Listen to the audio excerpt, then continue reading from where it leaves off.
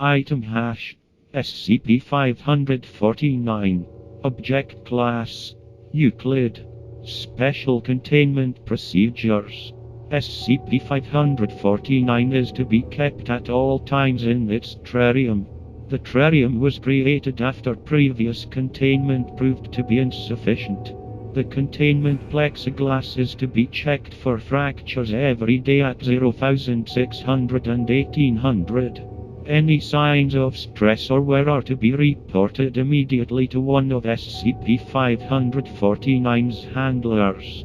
The terrarium is to be kept filled with miniature foliage and ground cover resembling that of northwestern North America. Fabrication Company Redacted is to be used for repairs on the terrarium's interior. A stream has been engineered to run through the terrarium, the water of which must be changed daily, using only filtered spring water. The terrarium is to be kept within a 15m by 15m room, placed on a stable support platform capable of holding up to 2 metric tons in the event that SCP-549 begins to throw its weight around.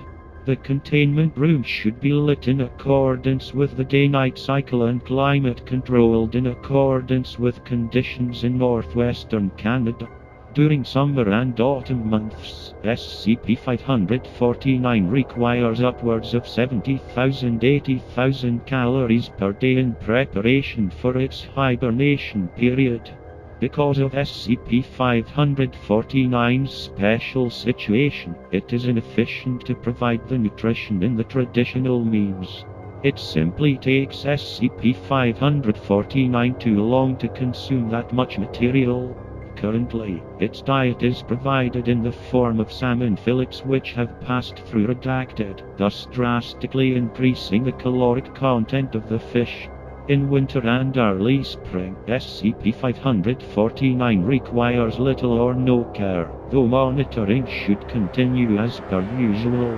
Personnel assigned to SCP-549 must take all care not to disturb its den by any means.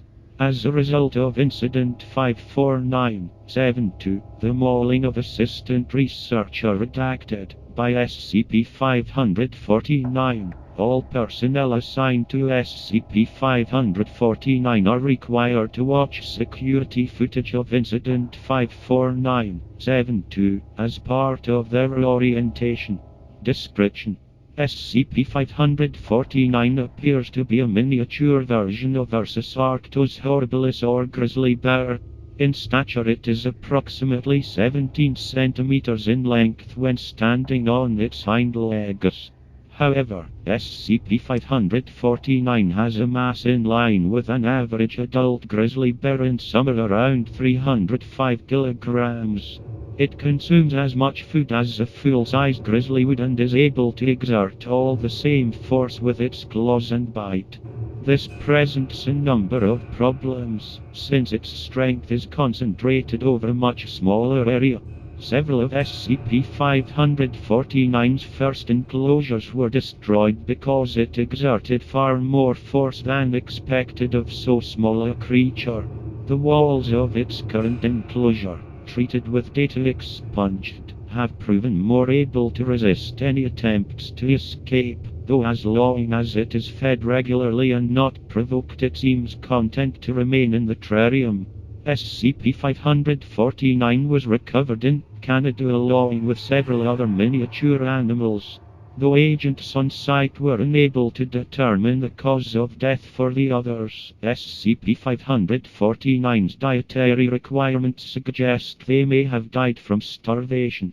Professor theorized that SCP-549 only survived because it was in its hibernation state at the time when data expunged. Subject had a collar affixed similar to the other data expunged, with the etched designation Ursa Minor/Dr. Wondertainment's micromenagerie. Several personnel were harmed in trying to remove the subject from data expunged, mostly because of its great weight and strength. How SCP-549 seems to be of the same mass as a normal bear but occupying a smaller space is currently unknown. Doctor believes that it may involve a warping of space-time, rather than true shrinking. How physical laws have been circumvented is unknown, but tests are currently being formulated.